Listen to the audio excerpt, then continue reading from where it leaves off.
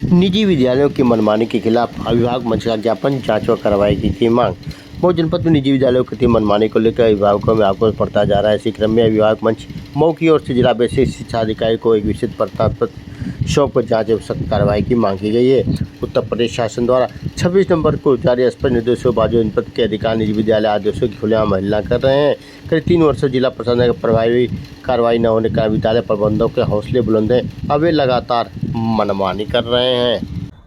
जब से शिक्षा का अधिकार कानून लागू हुआ है तब से एनसीईआरटी ने और केंद्र सरकार ने जो ये व्यवस्था बनाया कि सभी किताबों का प्रकाशन या उनकी लिस्ट बना करके 60 दिन के पहले सत्र शुरू होने से सभी स्कूल अपनी वेबसाइट पर दाखिल करेंगे।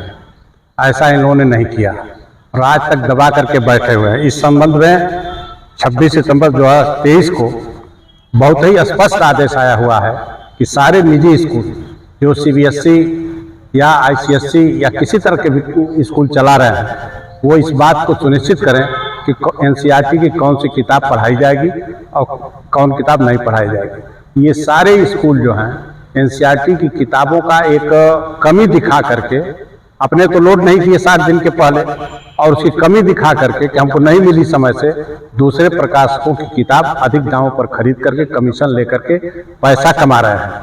तो इसके विरोध में ये पत्रक, ये शिकायती प्रार्थना पत्र दिया गया है। कुछ दिन पहले हम लोगों ने पत्रक दिया था तो जिलाधिकारी की अध्यक्षता में शुल्क नियामन समिति की एक बैठक हुई, लेकिन उसका कोई प्रभावी परिणाम दिखाई नहीं दे रहा है। न तो किसी बच्चे की कोई फीस वापस की गई है। हर साल जैसे कक्षा 1 में आज लड़का पास हुआ, कक्षा 2 में गया तो उसकी भी 2000-1000 री एडमिशन फीस ले रहे हैं, जबकि हर साल री एडमिशन फीस नहीं लगती है।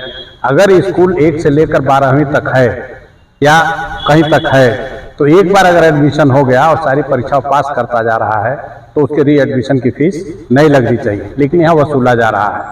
दूसरी चीज कि जो किताबें हैं जो एनसीईआरटी ने, जैसा हमने आपसे बताया कि एनसीईआरटी से जो मान्यता प्राप्त किताबें हैं उनको ये नहीं मंगाते हैं, कहते हैं कि हमको मिली ही नहीं। यानी एक कृत्रिम अभाव पैदा करके विभिन्न प्रकाशकों की किताबें बेचते हैं जो कि अवैध है। और इन लोगों के खिलाफ, इन स्कूलों के खिलाफ एफआईआर दर्ज की जानी चाहिए कि इन्होंने 60 दिन पहले क्यों नहीं अपने वेबसाइट पर उसको लोड किया है। और यह काम बेसिक अधिकारी और जिला विद्यालय निरीक्षक का है, लेकिन ये लोग नहीं कर रहे हैं, इसलिए हम लोग को आकर मजबूर होकर के इनको ये पत्रक देना पड़ रहा है।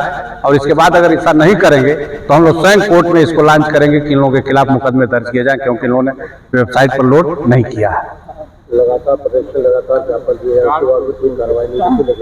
तो यही तो कह रहे हैं कि जो नहीं कर रहे हैं तो धरना प्रदर्शन की बात तो की ही जाएगी, लेकिन एक शिकायती प्रार्थना पत्र पुलिस को दे करके इनके खिलाफ न्यायालय में भी मुकदमा दाखिल करने का प्रयास किया जाएगा। तब जाकर के ये लोग समझ पाएंगे कि हमको क्या करना चाहिए, क्या नहीं करना चाहिए। 2023 को स्पष्ट निर्देश दिया था कि एनसीईआरटी की पुस्तकों से ही पढ़ाई होगी, लेकिन जिला विद्यालय निरीक्षक हो या बेसिक शिक्षा अधिकारी हो, बेसिक शिक्षा अधिकारी को ही ये निर्देश था। इन लोगों ने उसका क्रियान्वयन नहीं करवाया और फोन पे बात करने के बावजूद, उस एक्ट को उपलब्ध कराने के बावजूद भी कोई शासनादेश, कोई आदेश बेसिक शिक्षा अधिकारी द्वारा नहीं किया गया। इसके संबंध में हम लोग यहाँ आए हैं कि अगर ये शासनादेश नहीं करते हैं और जो भी जिला शुल्क नियामक समिति है और उपभोक्ता संरक्षण अधिनियम 2019 है, अधिकार शिक्षा अधिकार अधिनियम 2009 है, उसके अंतर्गत ये अगर कार्रवाई नहीं करते हैं तो हम इनके विरुद्ध प्रदर्शन करने को बाध्य होंगे। बेसिक शिक्षा अधिकारी मिले नहीं, क्या आश्वासन मिला? बेसिक शिक्षा अधिकारी बता रहे हैं कि हम जो है मधुबन तहसील में है, जन सुनवाई में है, तहसील दिवस के अवसर पे हैं। अब वो तहसील दिवस पे हैं, अब ये जानकारी मिली है और उनके बाबू को ये पत्रक रिसीव कराया गया है।